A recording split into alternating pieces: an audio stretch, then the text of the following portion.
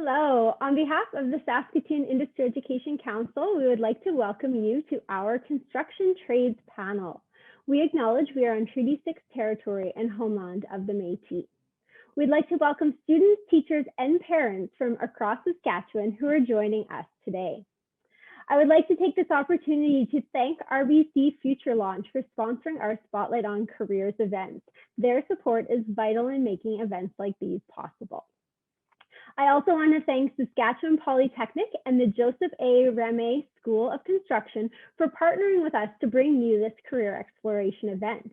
We're fortunate to have such great partners who give their time to share their stories and guide our youth through their career exploration.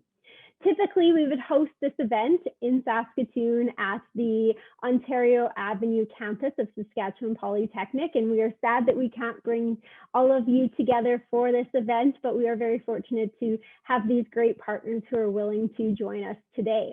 Also, if you are interested in a career in the skilled trades or a career in the construction trade, I highly recommend that you head over to our website where we have our Spotlight on Careers video series speaking with different professionals in the skilled trades.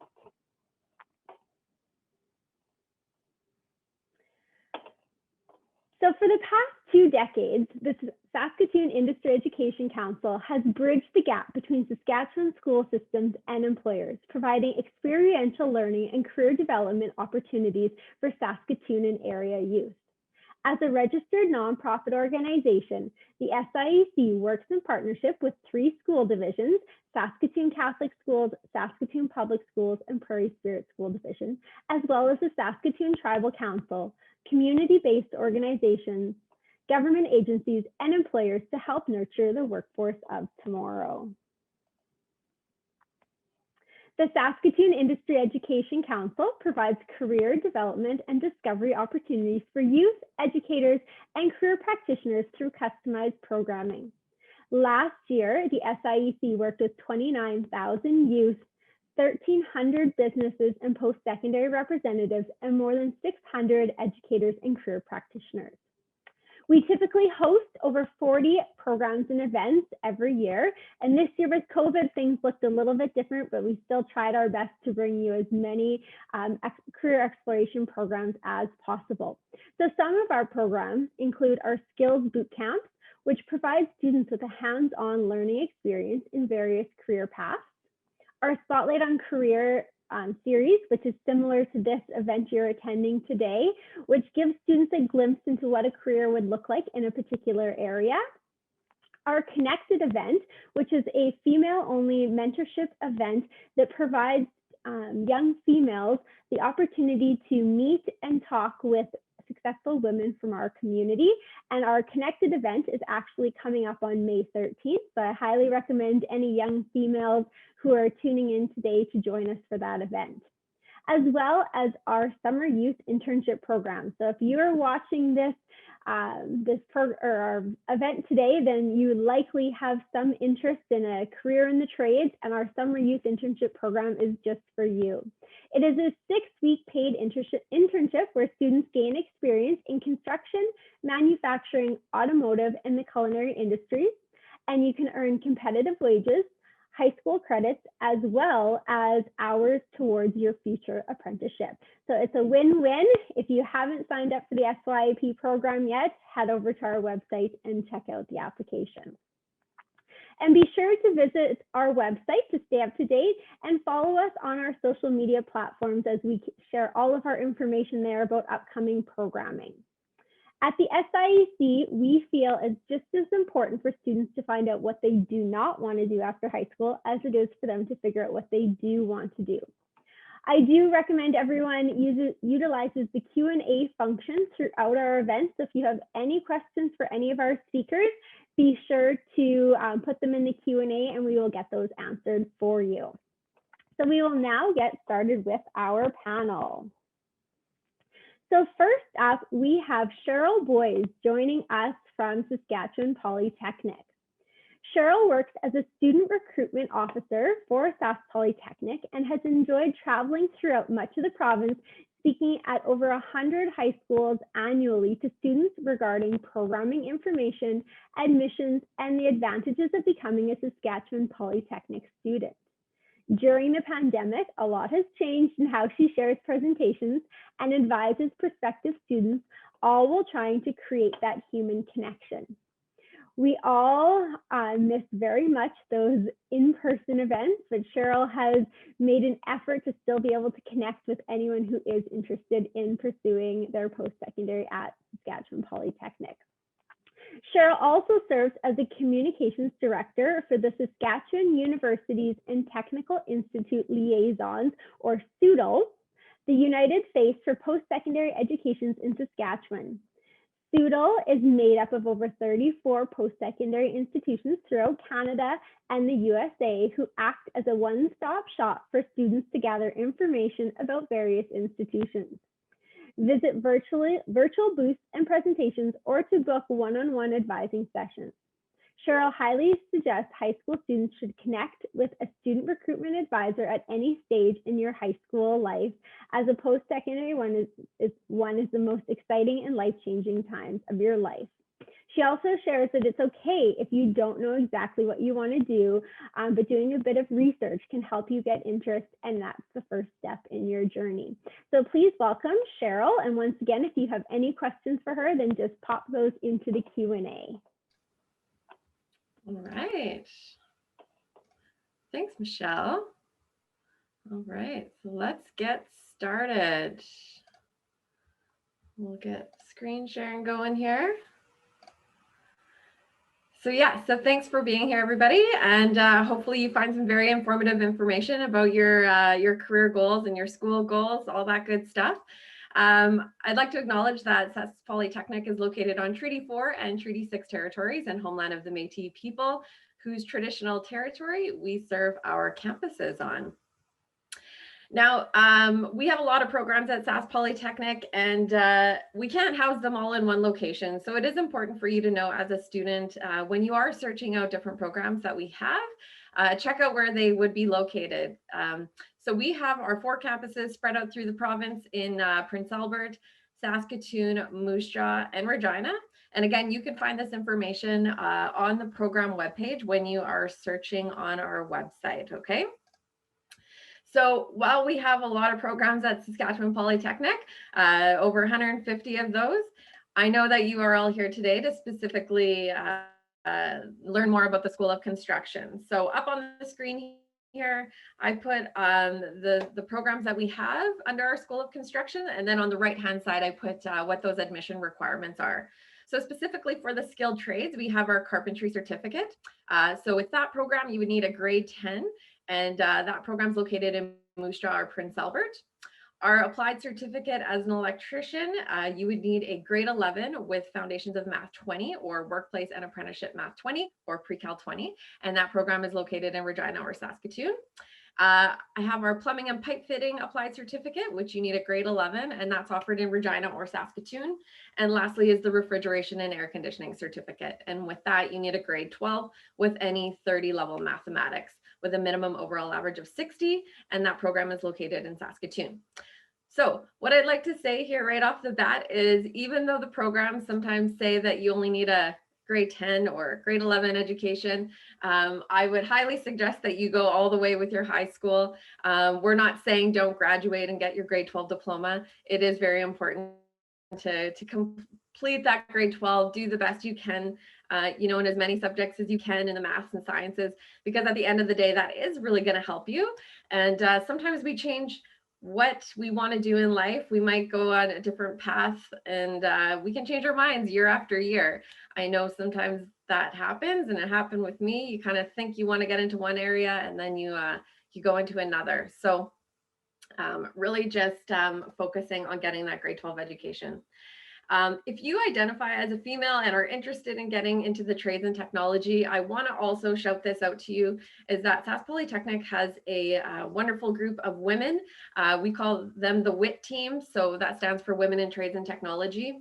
And really, these ladies are here to help support women in their journey before and during and after their time in the skilled trades.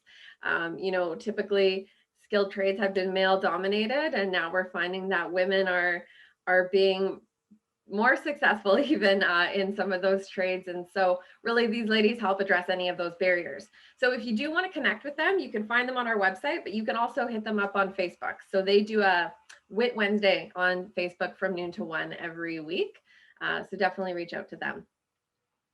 So Sask Polytechnic has our pre-employment certificates, which I was showing you in an earlier slide. And of course, many of these trades, we offer the apprenticeship training as well in these 4 sectors. And then Paul is going to get into that from the SATCC.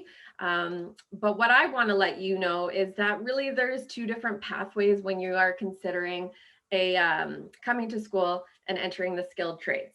So here I have 2 paths. Most individuals are choosing that purple path on the left-hand side. So they don't have any experience as a student, or maybe are unable to find a job in the trade that they want, or they need that education. So they would come to Sask Polytechnic. The programs are less than a year. And so we call that our pre-employment program. So you're going to learn those basic skills and knowledge of the trade. And then you are able to hopefully find a job and find employment in that industry.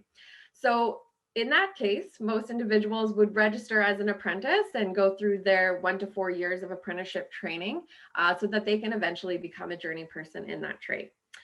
The other option is the green side. So, you know, if you didn't need to come to Sask Polytechnic for your pre-employment certificate, maybe you know somebody already in the trade that's or an employer that's willing to hire you who is already a journey person. But again, like I said, most of the time people are coming wanting to learn more, so they come into our Sask Polytechnic pre-employment certificates. So what I want to really hone in on today is the application process. And for our skilled trades, the application process is called first qualified, first admitted. And so what that means is that the applications are open all year round.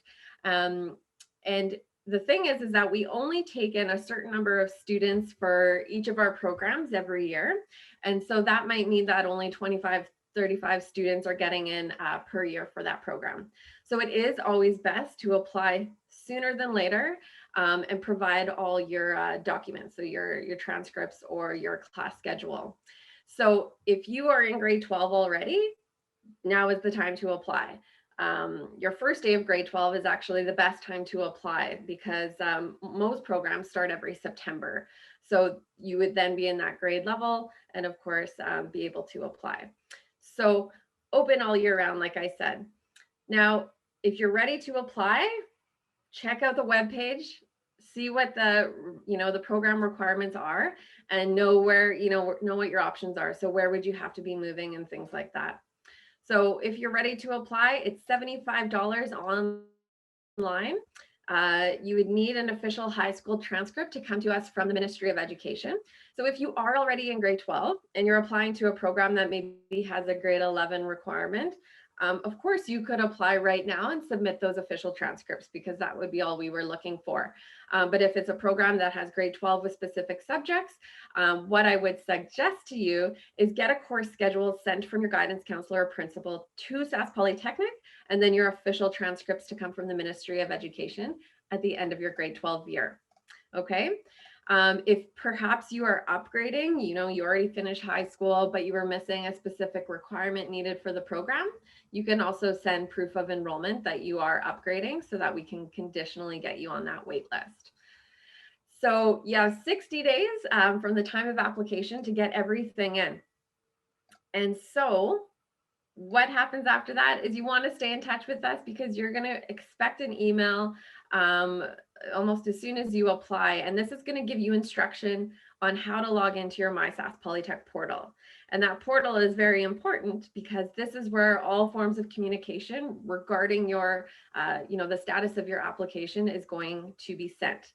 And you'll want to check that frequently. I always say at least once a week because a $600 seat deposit, if you are, meet the requirements and they have room in the program, $600 is going to be due within 30 days to keep that seat for you.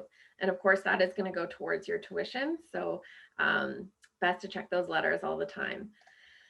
All right. And then, of course, there's lots of great student supports for you once you are a student with us, which you can check out especially anything like accessibility services, counseling services, things like that. You can mark off on your application if you need any sort of accessibility services. We have a wonderful team that will help you out to make sure that you can be successful in our programs. And then, of course, we also have Indigenous seating, those with disabilities or newcomers to Canada. Lastly, student awards are really important. We give away $2 million every year in financial support to our students. And this happens for all of our programs. And you don't have to be the smartest person in your class to receive these student awards.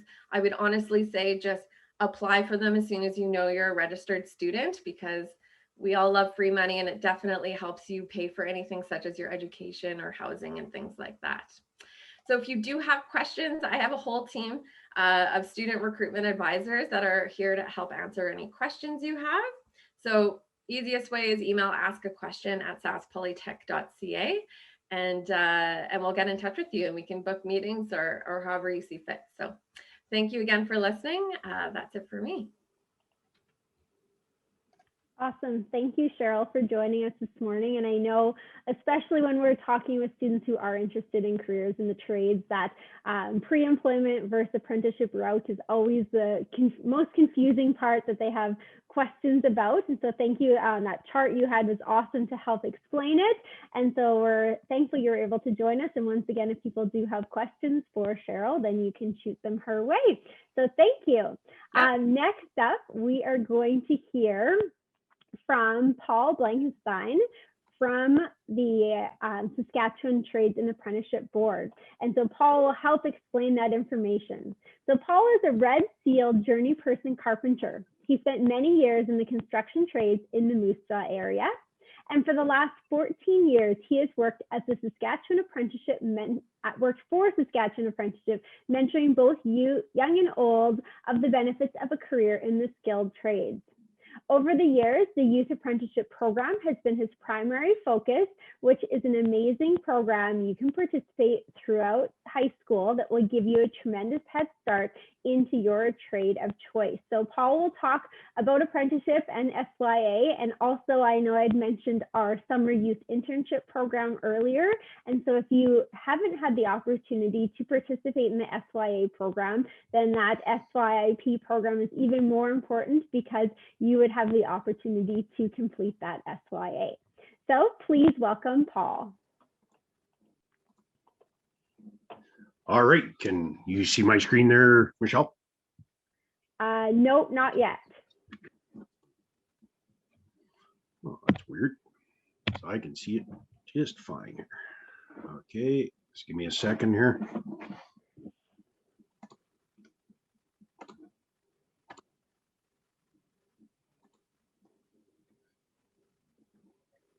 It says I cannot share my screen. Can you let me share it?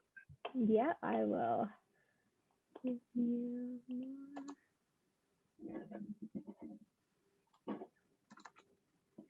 Oh, it looks like you're sharing now. You should be good to go. You're just change the presenter view. Awesome. All right, thanks very much. And welcome to everybody here. It's good to have you here to get a little bit more information about what's going on in the construction trades all across our province. So Saskatchewan Apprenticeship, we are partnered with Sask Polytech. It's kind of, you can't have one without the other when it comes to getting your certification.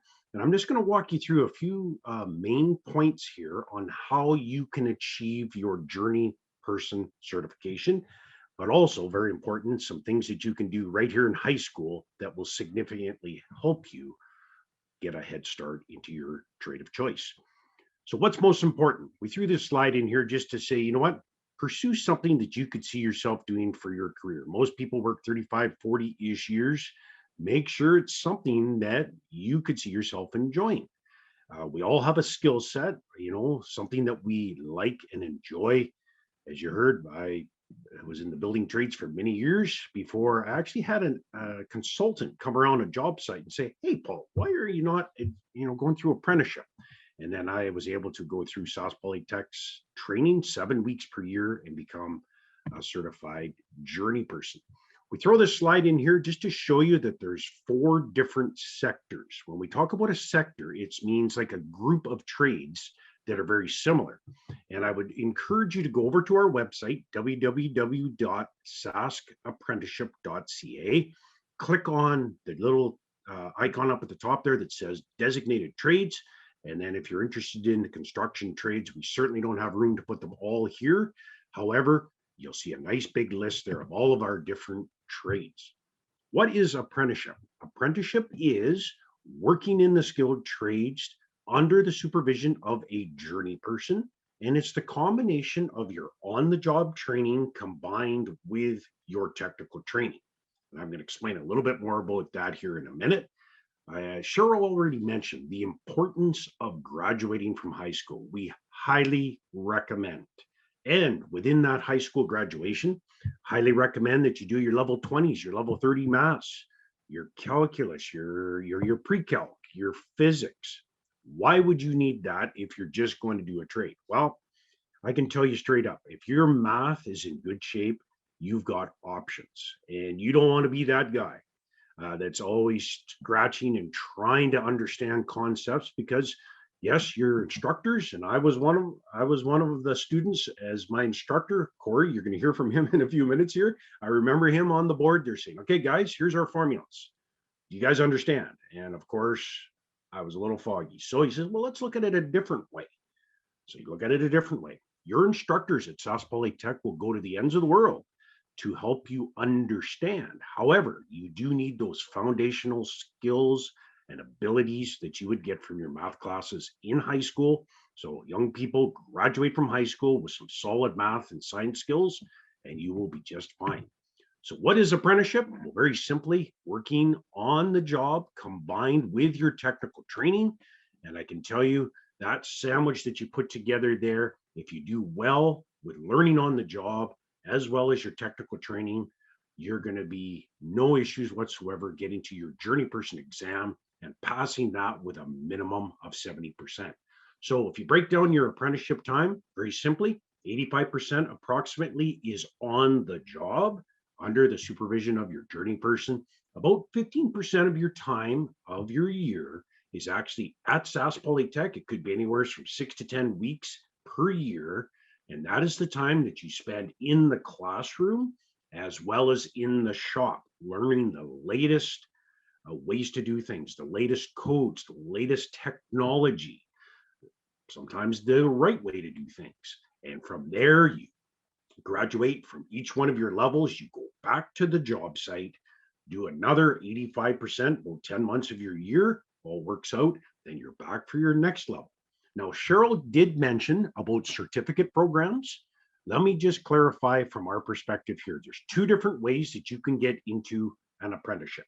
One that I just spoke of here, we call that direct entry.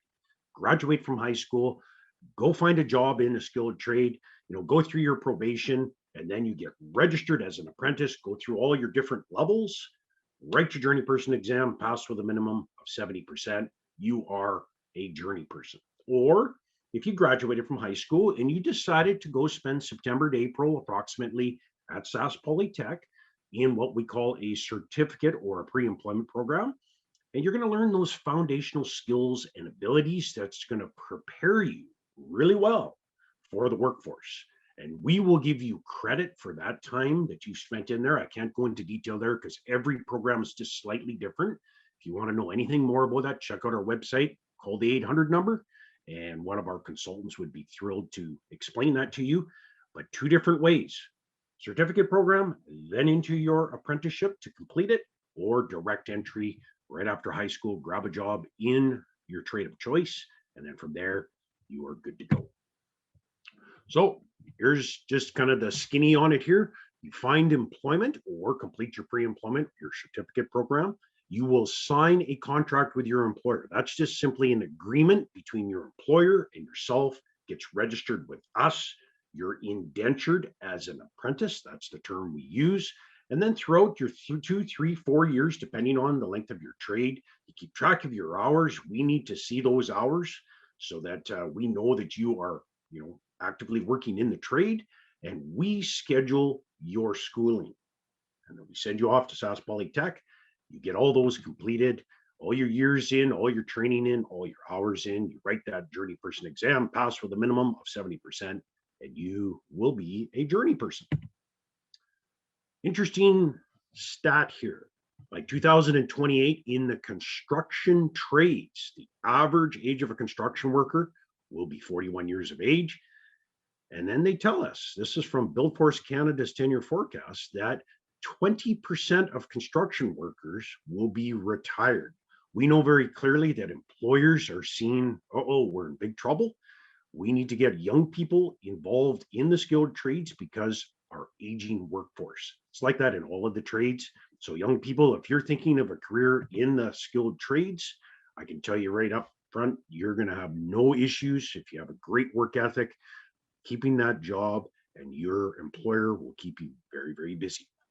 Brief little snapshot here on what it's going to cost you. Currently, it's going to cost you $200 to get registered. When you attend technical training at Sask Polytech, $105 per week for your technical training.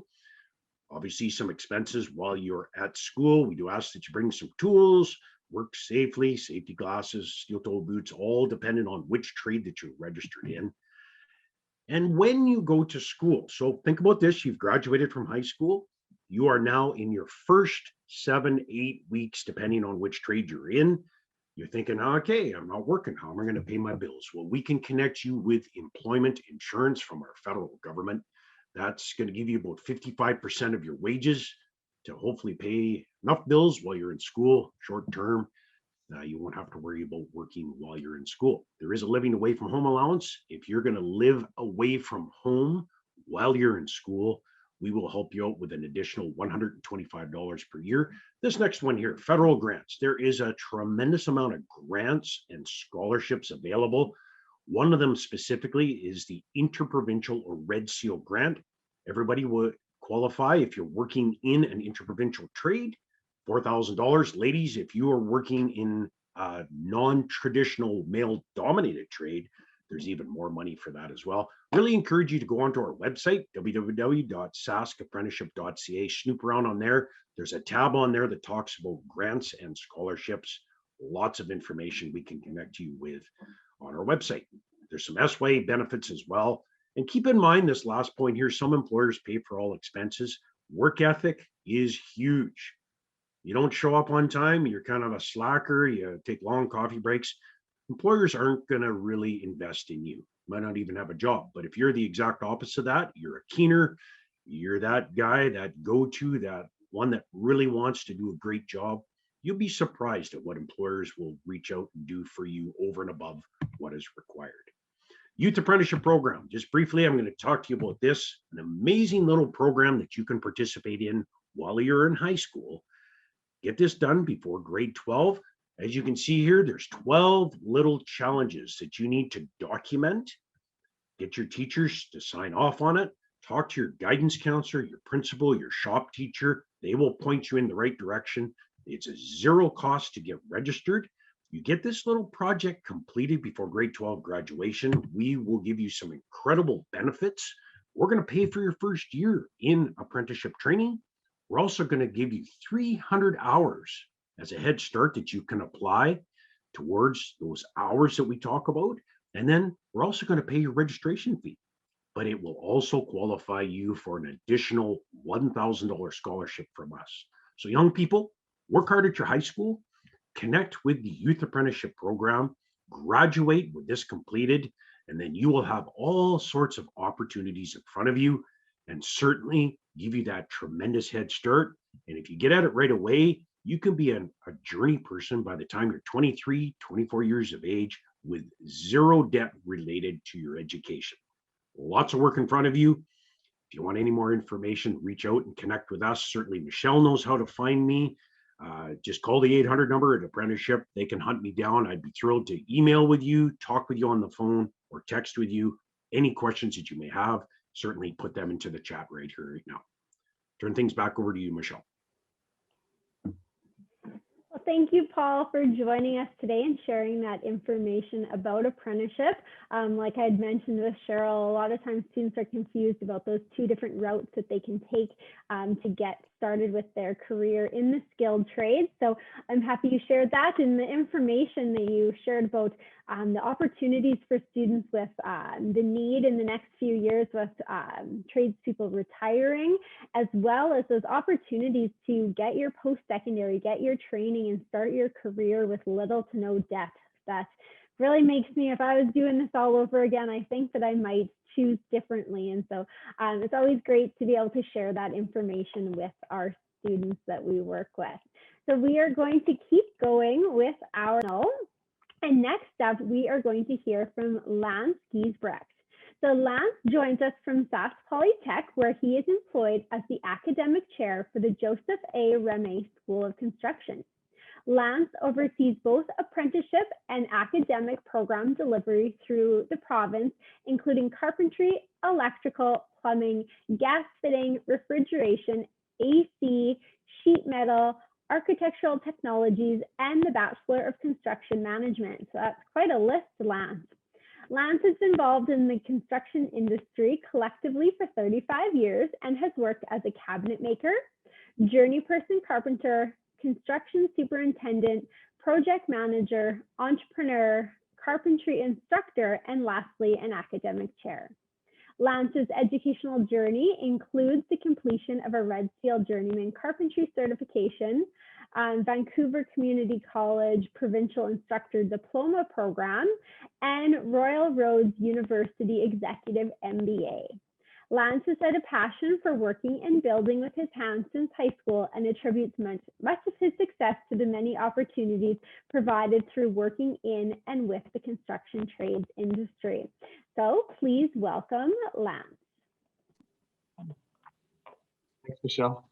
I appreciate the introduction. I'm actually going to expand on kind of a little bit more on what Michelle has said, but first I'd just like to thank Paul for his great presentation on the apprenticeship. That almost makes me want to go back and start again another trade. So, yeah, I'm going to kind of expand a little bit on this. So I'm not doing a presentation in the sense of a PowerPoint here. I'm here to kind of share my story and present it in kind of two forms. So as Michelle mentioned, I am a Red Seal journeyperson carpenter, and that was how my journey in trades began. But today I want to take the time to share my story through the sharing of two lessons I've learned in my journey in the trades. Like if I ever get a chance to talk about the value of trades, what it has done for me, I will jump all over that anytime, because it has been quite a journey, and has provided so much for me through my whole life. One of the best decisions I've ever made, actually. So the first lesson I learned is that I was very lucky to get into the trades. But I think that everybody that is looking at it now is even luckier. So I'm hoping, the students here right now are thinking about this, but I think they're very fortunate, especially when you hear what Paul has to say about all of the things that are available. Back in my day, there wasn't the process or awareness opportunities like there are right now in learning about trades. Often and most likely, people like myself fell into the trades that led to the completion of trade tickets. There were still high schools did still assist in that, but we're not, I did not see the opportunities we're seeing much like this event right now. So my story is that I did fall into my first trade job as I needed a job, and I was good with my hands, and I knew someone that needed a cabinet making assistant, and that was how I started my journey through this. And I consider myself very lucky to have done that. But as I said, I feel that you are even luckier. We're fortunate that the world recognizes the value of trades, and their active processes to make us all aware of the trade opportunities available. Like I said, like you being here right now. The different paths available now are great, and I myself took the direct path. That was what was available at the time. So some of the luck I see for trades now is the cost of taking a 4-year trade education is nowhere near the cost of taking a university or a college education. And you still get paid to do it while you're there. I could just kind of reiterate what Paul said. Trade education, you pay a small portion now. There are opportunities for support. Just to give you kind of an example of what I see up to, a trade program, you would enter a 4-year program. You would attend up to 2 months of school or 8 weeks. Often a person is paid by EI, and I actually even see some students supported through their employers. And then you would spend the next 10 months of work paid training. Essentially what it is you work in the field with your organization for up to 10 months, and then you take up to 2 months of training, and you repeat that for a number of years. My carpentry ticket, it was a 4-year program. Now, just to be clear, I still very much believe in university as a great choice, but it's just a different choice. And I also support what was said by Paul here about the idea that you really need to focus on completing your education before getting into trades. Math, especially, is a significant education component that you need in the trades. Very much used all the time. I myself have both a trade, a college, and a university education, as well as, and that actually is what brings me to my second lesson to you. And that is that I learned is that you never know where any education will lead, nor the doors that will come before you. So to say to you that when I went into cabinet making at the age of 18, that I thought I would be working at Sask Polytech as an academic chair, there's no way I could have ever imagined that. Many doors were open due to my trade opportunity. So some of those included a decision to go from cabinet making to actually a formal apprentice carpenter and completing that Red Seal ticket. I was able to start my own business in construction. I took another opportunity of building big projects when I took on a role as a project supervisor for a large company in Calgary. I was asked to work with SIEC, which is the education provider in Alberta, and started a career as an apprenticeship instructor where I taught for 17 years. I had, through those education opportunities to take education further for free, which is I took an instructor diploma program through my educator at the time, SIEC. I took advantage of some funding to support me and my work employer to complete a master's of business administration. And with that allowed me then to move on into the academic chair role, currently here right now with Sask Polytech.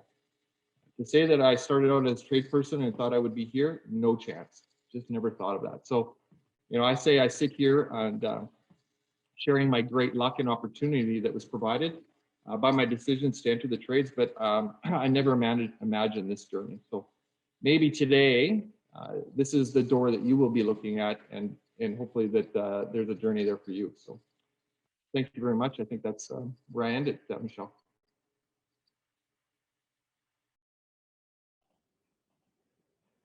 Thank you, Lance, for sharing your story with us. And it was great to hear about the opportunities that have come your way because of the trades background that you did have in construction and carpentry. So thank you for sharing that information. And if anyone has questions about Lance's journey and how he got where he is now, then please make sure you put those in the Q&A, as we'll have some time to address those a little bit later on in our session. So we're going to move on to our list, and that's Corey Moore. Corey is the program head for the Carpentry Program at Saskatchewan Polytechnic, Moose Jaw and Regina campuses. He's worked in the construction industry for 10 years before starting at Saskatchewan Polytechnic, and he spent most of that time in residential construction, but also worked in light commercial. He started at Sask Polytech in 2005 and worked as an instructor until 2013 before accepting the program head position. So please welcome Corey. All right, morning everyone. Thanks for having me here to chat a little bit about our program. I will pull up the presentation that I use in these situations, which I usually spend a little bit longer than I'm going to today. We'll call this a speed presentation. I appreciate Paul's and Cheryl's comments about the trades and about the two different paths, because that's going to make my job a little bit easier as far as explaining those. So the first thing, however, is I'd like to just identify what is involved with with a carpenter and what a carpenter actually does. And I think sometimes there's a little bit of a misconception as to what carpentry truly is. Sometimes you'll take some shop classes in high school, some woods classes, and you'll build some furniture or an end table, and you'll think, well, this is good, I want to get into carpentry. But in fact, carpentry is much more than that. As you can see on the screen there, a carpenter constructs, renovates, and repairs buildings and structures. So this is something that's much more than just those small projects, which is still part of it. What I'd like to talk to you about, and Paul he did a great job of capturing what the apprenticeship style of training looks like, but he's also mentioned, as well as Cheryl, our carpentry certificate program. So just to give you kind of a snapshot of what that program looks like, is it's a 30-week long program. And what it's going to do is cover all of the level 1 and all of the level 2 training from the apprenticeship program. So when you leave that, when you graduate from the certificate program, you're going to have all of the same knowledge that a level 1 and a level 2 apprentice will. And at that point, as Cheryl and Paul mentioned, is you will then seek employment in the trade, indenture as an apprentice, and continue on your path, ending up the same way that you would if you started in the apprenticeship program from the beginning. Paul also mentioned that as a part of the program, and it does vary by trade, you're going to receive some credit hours towards your apprenticeship training. At the end of our certificate program, we've also got a 2-week work term, which 95% of the time leads to a job offer. So that's something that's exciting and almost slingshots you right into the apprenticeship program. Another option that we've got is the Carpentry Applied Certificate Program. It's a little bit shorter one. It's 18 weeks long. It covers level 1 of the apprenticeship program. So upon successful completion of that, you'll have all of the same theory training as a level 1 apprentice. Same thing as the certificate, is you'll receive some credit hours towards your apprenticeship. And as well, there is a 2-week work term at the end of that training as well. So now, I'm kind of a picture guy, so you've all heard that a picture is worth 1,000 words. So I'm going to do this quicker than I usually do, but you're about to get 45,000 words worth of pictures coming your way. So to give you an idea of what some of the courses that you would participate in as a part of our training, I will speed through some of these slides and let you have a look. One of the first courses that you would take while you're there is tools and equipment. So you're going to learn about hand tools, portable power tools, stationary equipment, powder actuated tools, and you're going to do some projects that incorporate the use of all of those tools to help you understand how they work and safely use those in the shop and on the job. Site layout will be another one in the first semester that you're going to take. You'll be using some optical instruments, do some layouts in the shop. If it's nice outside, we'll get outside, pound some stakes, pull some strings, teach you about site layout, foundations, more training, same thing. If we can be outside, we like that. If not, we'll do some work in the shop. Here's a project of some grade beams. And the pictures you're seeing are a mixture of our shops in Moose Jaw and Saskatoon. You're going to get into some commercial formwork. We do some concrete. We'll actually do a pour in Moose Jaw. We actually bring a concrete truck to the school, and we pour some smaller patio blocks to let students get used to the tools that they're going to be using with concrete, floats, mags, edgers. We do a little bit bigger pour so that we can use the larger tools, both floats, Fresnos, that sort of thing. And if we can, depending on what's happening, if we can get onto a project that we can do off campus, in Moose Jaw, we've done some gazebos at Waccamaw Park. Floor framing, once we get into the framing section, you're going to be taking floor framing, where we'll do 3 different types of floor systems. What we try to do is capture everything that we can to help prepare you for working in industry.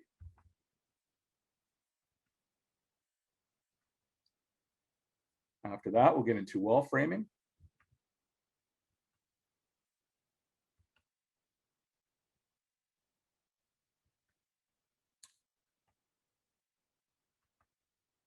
Once again, some outside work, and then roof framing, where we'll do some buildings in the shop, or we'll do some mock-ups in the shop where you'll actually construct, lay out, cut rafters, build roofs. In our programs in Moose Jaw and Prince Albert, our certificate programs, I know we've got some shed projects that you're going to see right here, where you'll actually build and finish them right to the end. And you'll see some more pictures coming up of those. This is Saskatoon shop. We're putting up some roof trusses. You can see some sheds in the background. And then move into exterior finishing. And once again, we'll use those sheds. We'll put roof coverings on those. Start to work on siding, soffit, fascia. Then we get into interior finish. A couple of courses that are built into our certificate program that are partial courses from actually some of our level 3 training. So we're going to get you familiar with hanging doors, doing some trim, putting on some casing, baseboard, wainscoting, crown molding, all of that fun stuff. And then a short cabinet course. We've got a partial cabinet course. You're going to take the full upper cabinets, base cabinets, and countertops in level 4 when you come back as an apprentice.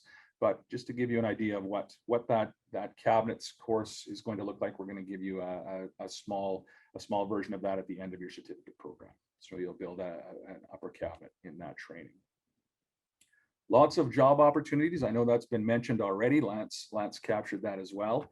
It is a very diverse trade, so you've got lots of opportunity depending on the part of the trade that you like the most. You can become a framer. You can get into concrete finishing, exterior finishing, interior finishing, cabinet builder, installer, or even into the commercial construction field.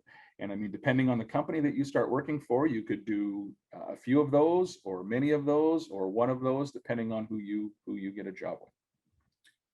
Continuing on with the apprenticeship program, and I don't have to say this again because Paul captured it. It will lead to you earning a Red Seal Journey Person certificate. And same as Paul mentioned, I went through all of this training back in the early 2000s and completed my Red Seal Journey Person certificate as well. Just so that you do have it, I think it's probably in the information somewhere. So Michelle mentioned that I'm the program head for the Carpentry Department. I look after Moose Jaw and Regina campus. I can be reached at that email, and I'd be happy to give you any more information you'd like. Once we are able to get back on our campuses full time, I would even much rather give somebody a tour around there and show them our shops and give them a little more detailed overview of what our training looks like. My colleague in Saskatoon, Ryan Huyenga, is the program head for the Saskatoon and Prince Albert campuses, so he can be reached at this email here. And I think that's all I have got. Thank you. Well, thank you, Corey, for joining us and sharing that information. And I love the photos that you did include, because that's always the best part of our Spotlight on Construction event, is when we do get to come to your campuses and tour around, and they get to try out the different tools in the shop. And so it's not the same being virtual, but having those photos helped us have a better understanding. So thank you so much. Next up, we are going to hear from Brandon Lemons. And so Brandon is from Saskatoon and is an instructor for the Bricklayer and Carpentry programs, as well as various construction safety courses. He's been working in the trades as a journey person bricklayer for 18 years and has been at Sask Polytech for the past 8. Brandon's trade background includes work in various construction sectors that include residential, commercial, industrial, and institutional areas. He has worked on projects all across Western Canada and has had the opportunity to work everywhere from in big metro centers to remote fly-in gold, diamond, and uranium and potash mines. Brandon started in the construction industry while in high school as a laborer. So there's a tip for some of you. You can get started as young as high school. And through hard work and positive attitude and dedication, he proceeded to enroll as an apprentice. After 4 years of technical training at Sask Polytechnic, he completed his apprenticeship and became a journey person. Soon after becoming a journey person, Brandon was promoted to a supervisor, where he managed and coached teams through the construction of various projects in Saskatchewan. He's now moved into a full-time position at Sask Polytechnic, designing and instructing various construction-based programs. He continues to study and work on his own education by taking various courses at Sask Polytechnic and takes an experienced learner approach to his instruction. He enjoys working and helping young learners as they get started working towards their futures. So please welcome Brandon. Thanks, Michelle. Hi, everyone. Hope everyone's enjoying their morning so far. Today, I'm here to kind of inform you and introduce you to the masonry program at Sask Polytech in Saskatchewan. We get a slideshow going here. So masonry is a little bit of a smaller program here in Saskatchewan. It's better known in the larger provinces. Ontario and BC, it's quite big, but Saskatchewan's a little smaller. It is a red seal trade, and I'm here to kind of introduce you a little bit to it, what masonry is, a little bit about the training at Sask Polytech. So getting started here, I don't have to say too much more about this, but why a career in skilled trades, you guys, everyone here can back me up with this one. Respect. Skilled trades play a huge part of our economy, and they touch almost every aspect of our lives. The cars we drive, the food we eat, the homes we live in, okay? Canada depends on the work of skilled trades, okay? Career opportunities, there's over 200 careers to choose from in the trades. So it touches everybody. No matter what you're interested in, there's something for you. Great pay. Yeah, I mean, most of these trades start off at $30 an hour and they go up to $100 an hour. So lots of money to be made. And Paul was good at explaining this one. Less student debt. I mean, pretty much none. They come out of an apprenticeship program with very little. Okay, so what's masonry? Masons are skilled workers who work with materials such as brick, block, concrete, and stone. Okay, we read and interpret blueprints and specs in order to construct schools, hospitals, and various industrial buildings. Some of these materials we work with, the bricks and mortar, can withstand temperatures of up to 2,000 plus degrees, which puts us in lots of industrial plants. Okay, the mines like Michelle mentioned, my experience in. Another big one is that it's really cool is the restoration of some of the oldest buildings in the world. Okay, our kind of claim to fame as masons is that we build structures to last hundreds and thousands of years. Taking a look at a few, just to give you an idea, here locally, the U of S, okay, all masonry. Okay, this was kind of built in the early 1900s, and it was built from stone that was quarried right off the riverbank in Saskatchewan. So kind of a neat thought. The Taj Mahal in India, okay, masons built that out of white marble back in the 1600s. It still stands today. The pyramids, everybody knows the pyramids. They were constructed around the 2500 BC, still standing today, and they were made of limestone. Okay, that was quarried along the Nile River and transported up the Nile River to build it. And then the last one is in the bottom right corner is the Colosseum in Rome, Italy. Okay, that was built between 70 and 80 AD out of travertine, limestone by masons, and still stands today too. So it's just a testament to these materials. And that's why us as bricklayers and masons, we're proud. The things we build last a very long time. Some of the other guys talked about this as well, especially Lance kind of touched on this very well with his story. There's more to a career than just getting your Red Seal certification. Okay, you start off as an apprentice, you get your Red Seal, then it just opens up more and more doors. You can do specialty training. For masonry, there's restoration, refractory, stone cutting. You could be your own contractor, start your own company, supervisor, instructor like me. Okay, you can get into product sales, or you can get into an office position where you're estimating and project managing. The opportunities are endless. Where do masons work? Okay, typically we work for construction companies or self-employed. We do work in all sectors of construction, residential, houses, commercial, institutional, which is your hospitals, your jails, your schools, industrial, so all your mines and kind of plants. The work is outdoors and indoors, okay? And we're anywhere from on our knees working on the ground, doing some paving like in the image, or we could be up in the air working on skyscrapers. Learning methods, I'm gonna do this one really fast because Paul did a lovely job representing apprenticeship. Okay, apprenticeship is one of the ways for to learn for bricklayer. And the Bricklayer Apprenticeship Program is 6,000 hours, 4 years, and includes 3 8-week training sessions at Sask Polytech in Saskatoon. Okay, that equals out to about 1,500 hours a year.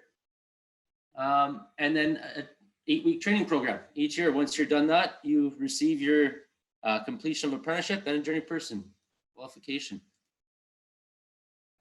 Next kind of learning methods. Corey talked about this one as well, and so did Cheryl, the Applied Certificate Program. Okay, Bricklayer also has one at Sask Polytech. It's an introductory course, okay, for somebody with no experience. It's going to give you your level 1 training, get you prepared to enter the workforce. We also have a new thing happening here at Sask Polytech coming up very soon, known as Future Skills, where Sask Polytech is going to be offering free training for underrepresented groups looking to explore a career in the trades. That's going to be running from April 21 through April 23, I believe. And it's, yeah, it's an opportunity. Tuition is going to be covered, books are covered, any cost of training is going to be covered. The website for that will be up and running by the end of May, hopefully. And application forms will be starting to be accepted in June. So keep your eyes peeled for that.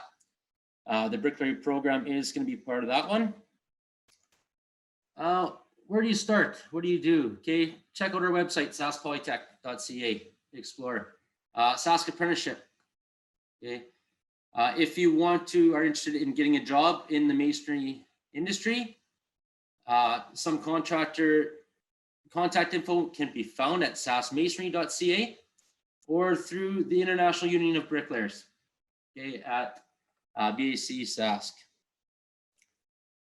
If you have any other questions about the program or just anything in general about the trades, I'm always happy to help out.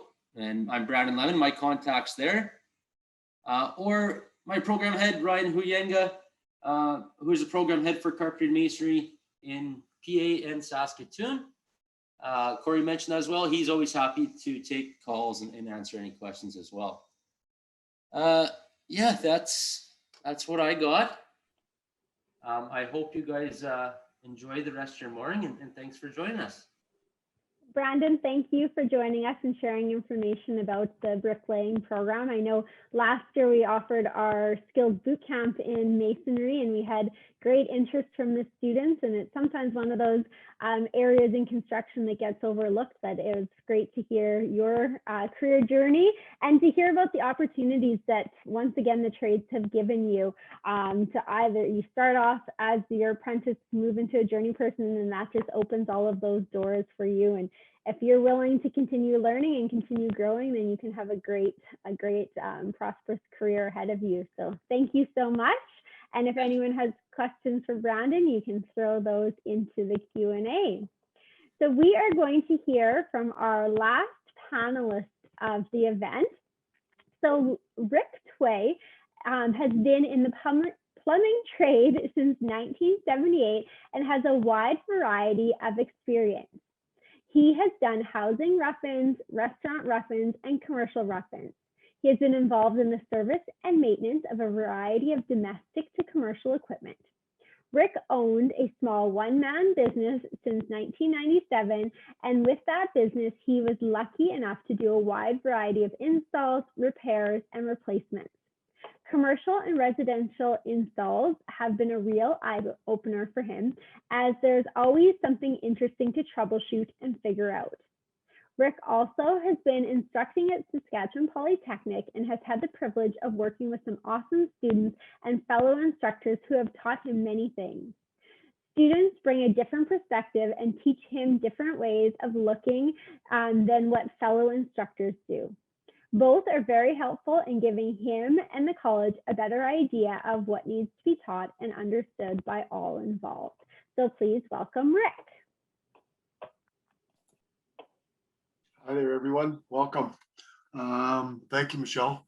I've been in the trade a long time, and I've noticed a lot of things. I can tell you a little bit about my journey.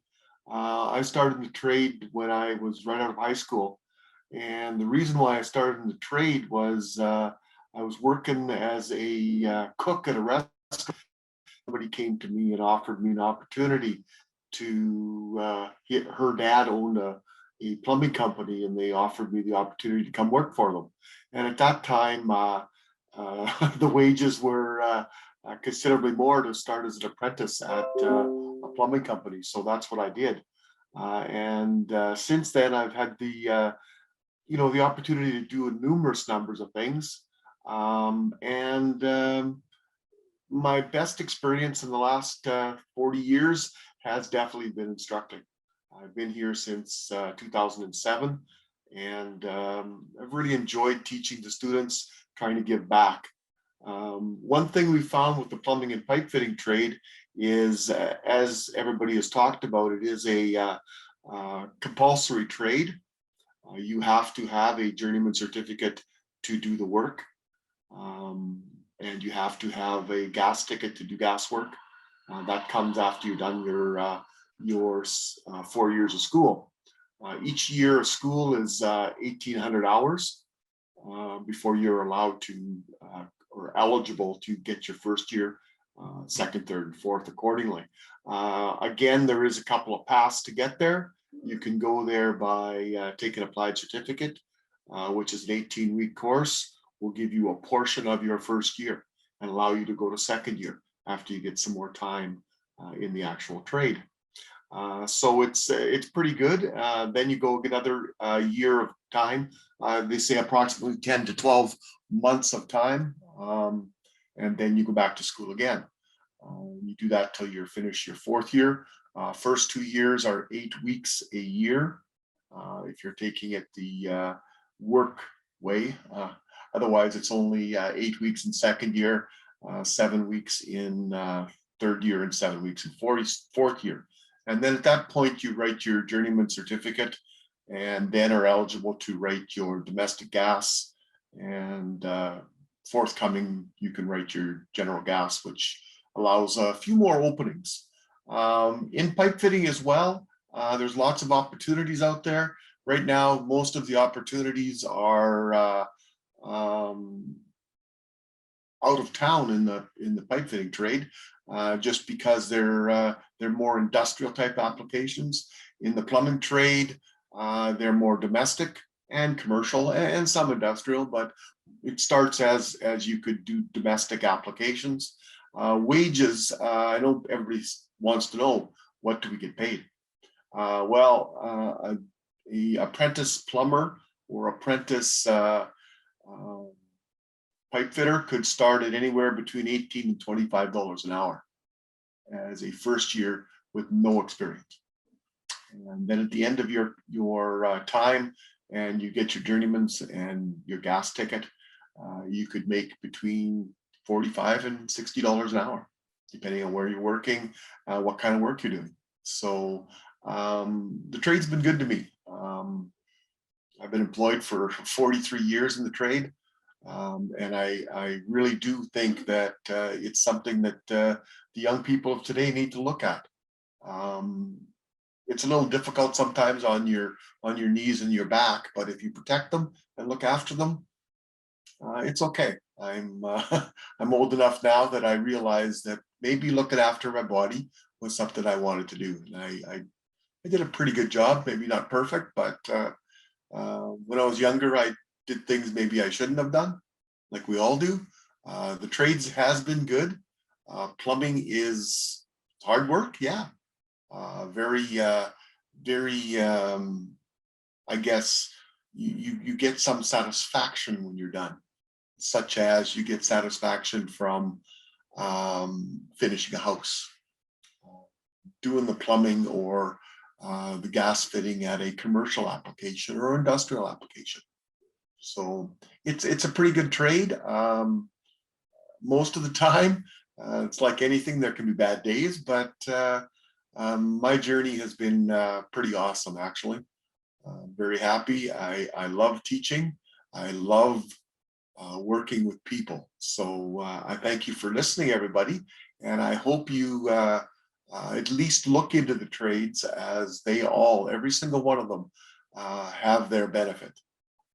Some have more work in the city than others, or the province, but everyone has its purpose.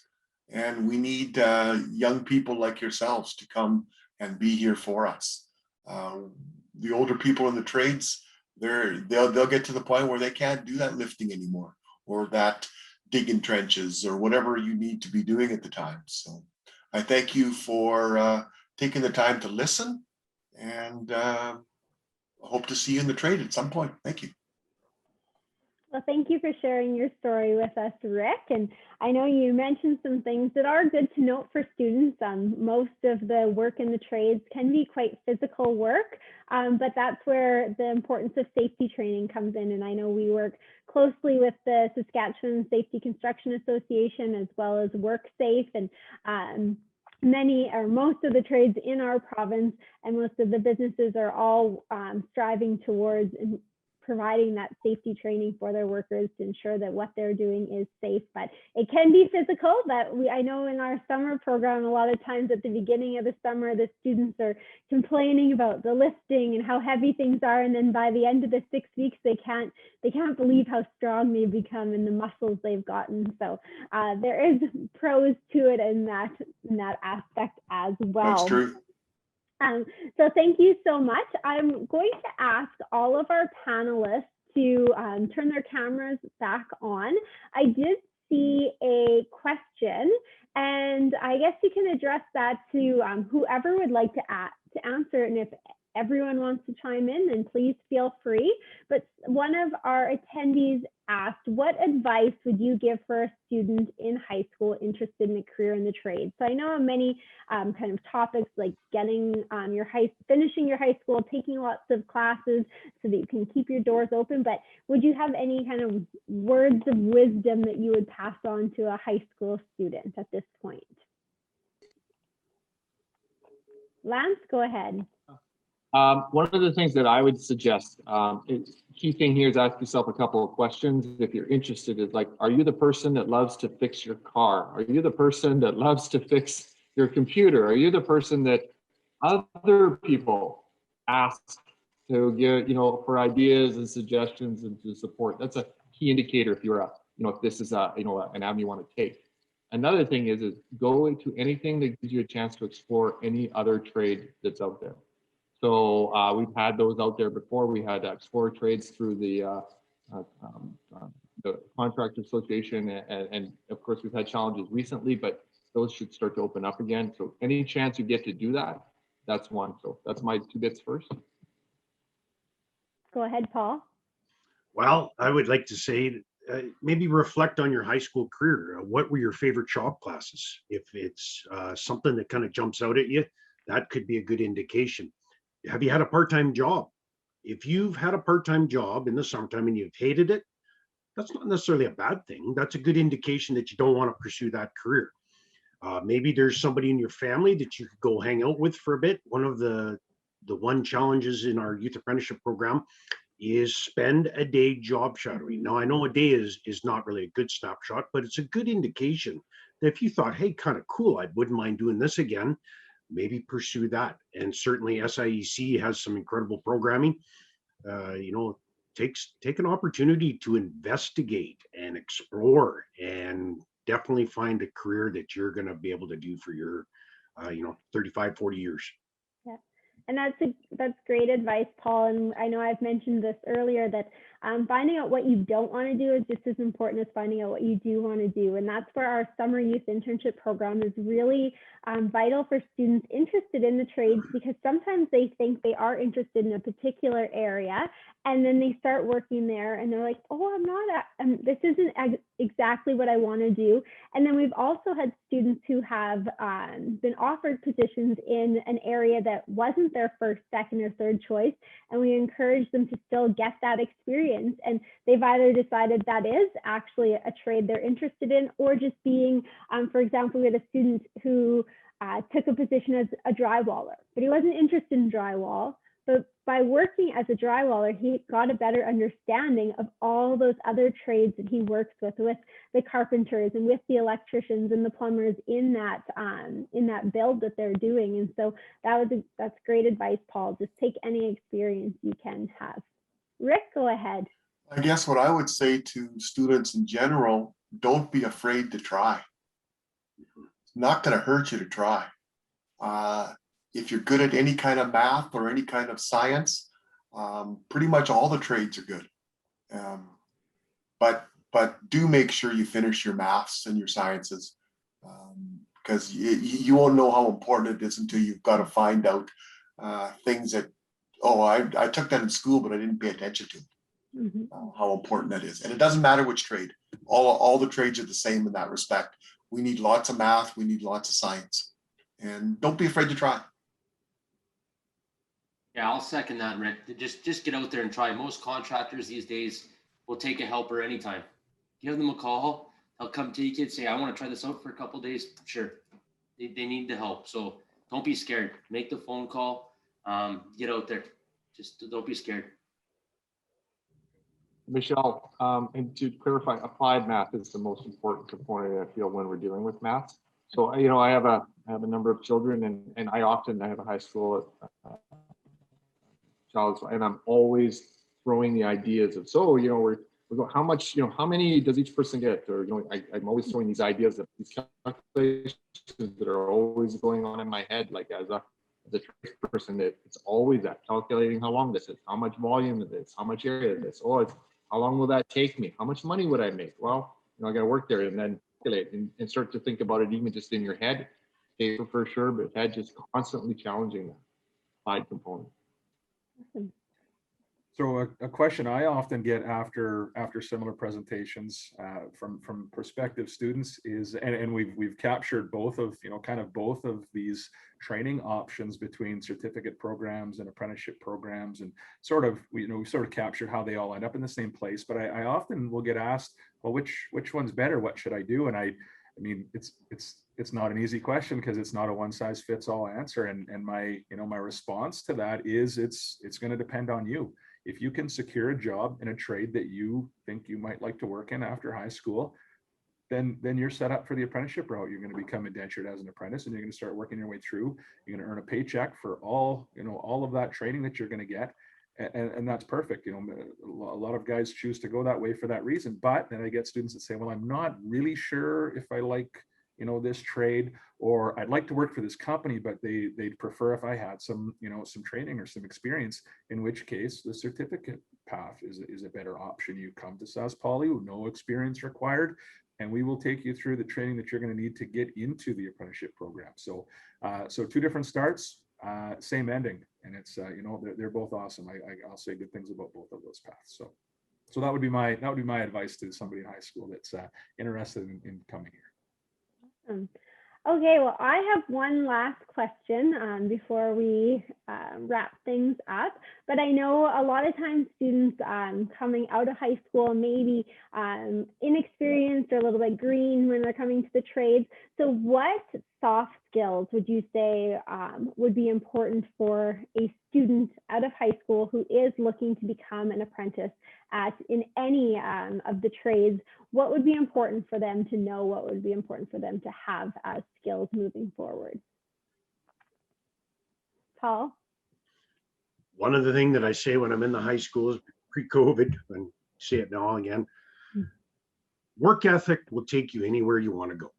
Most employers don't really give two hoots about how much you know, provided you show up on time, you have a positive attitude, you're that dude or that gal that will stay that extra few minutes to clean up the job site. You know, it's just because you quit at 5 doesn't mean 5 after 5 you couldn't be winding up the extension cords or doing whatever. And be someone that learns from your mistakes. You know, we all make mistakes, and that's how we learned, and that's how we got good at what we are doing and have done in our careers. So that's just some work ethic skills I think would take them a long way. Go ahead, Lance. Show up every day, act like you own it. That's the way I started that very young. So that's my own philosophy. So you can look at it critically, but I treat everything like it's like, well, who cares? You remove that who cares attitude, kind of building on what Paul's saying there. Like I treated everything like I owned it, and it got me quickly through positions of leadership and with that mentality. And the key is showing up every day. Now, I know that's again broad, you know, sick and all that, but you show up, and when you're there, you show up mind-wise. Other things is being able to, soft skills, being able to interact with people, constructively, right? That is a key component, especially in the trades. You're always interacting with other trades. It's a very collaborative industry, and so that's a big part of it for me. And here's one that I often say to people is that when there's a lot of people standing around, are you standing around? Like, so you're looking around, you're the last person, you know, and people say, well, don't worry about that other person. I tell that to my daughter. I say, you don't worry about anybody else, you worry about yourself. And that is to think forward. You know, you're standing there, what needs to be done forward? In construction, you're always thinking forward. In fact, that is the key to great construction, is thinking forward and seeing the vision of the outcome at the other end. And that is, and so I always say, you know, think forward, what needs to happen? Somebody you're supporting, what do they need? What can be done? Where's the cleanup? Always moving. And so that was a big part for me too. Go ahead, Rick. Ask if you don't know. Yes, that's Don't stand around like Lance was saying. You don't know what to do. Go ask. Don't stand there and not do something. I know that's hard for some people to ask, but boy, your journeyman or your supervisor or whoever's going to say, well, he wants to learn or she wants to learn, so ask. Nobody's going to say, well, geez, you know, you shouldn't have asked that question. Well,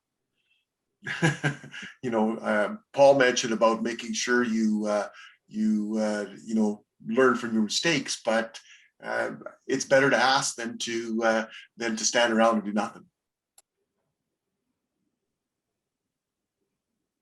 Good. I could only echo comments that have already been made. I mean, that you know, put to Paul and Lance, that work ethic is huge.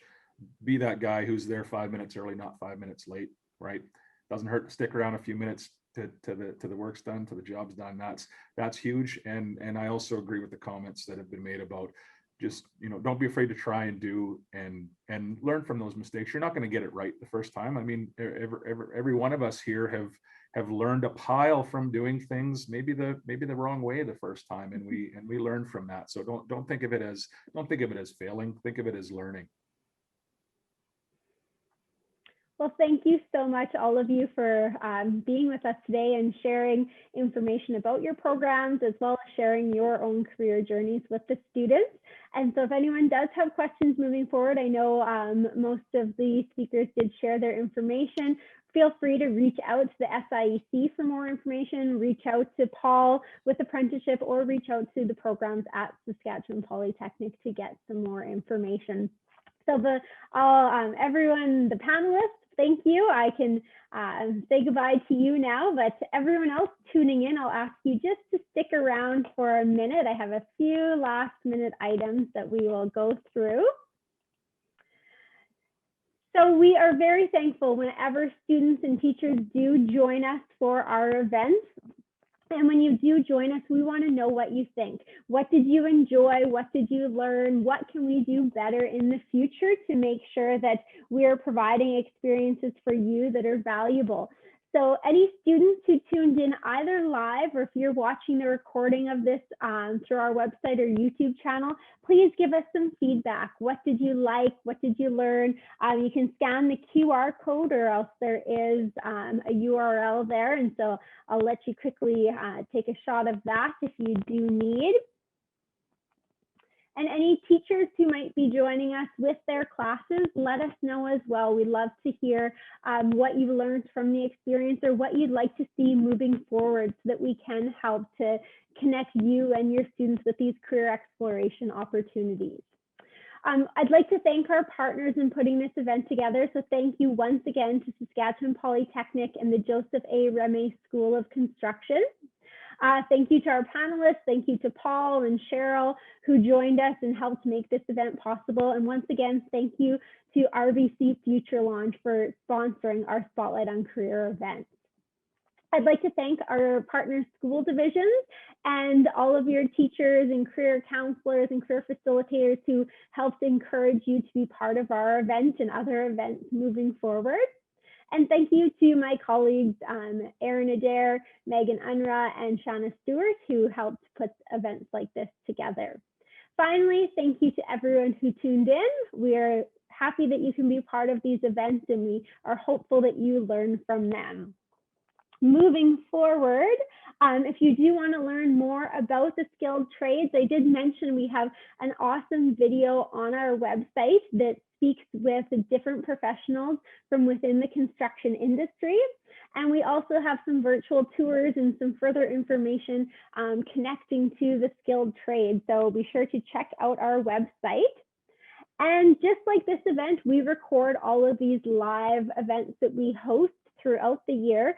So you can check out the previous months, what sectors we focused on. We have similar events to this where we speak with post-secondary, we speak with professionals from different career backgrounds, and they share their stories. So head over to our website, look at what's there, and see maybe attending this event today made you think maybe a career in the skilled trades isn't for me. Well, then look at what else we have to offer, and hopefully you'll find a career that does interest you. In May, we are going to be hosting our Spotlight on Information and Communication Technology. So maybe you are really interested in that IT or computer science area. So be sure to register for our events moving forward. And finally, I'd mentioned earlier, give us a follow. We try to keep everyone up to date with our social medias. So give us a follow, see what's going on, and stay connected with the SIEC.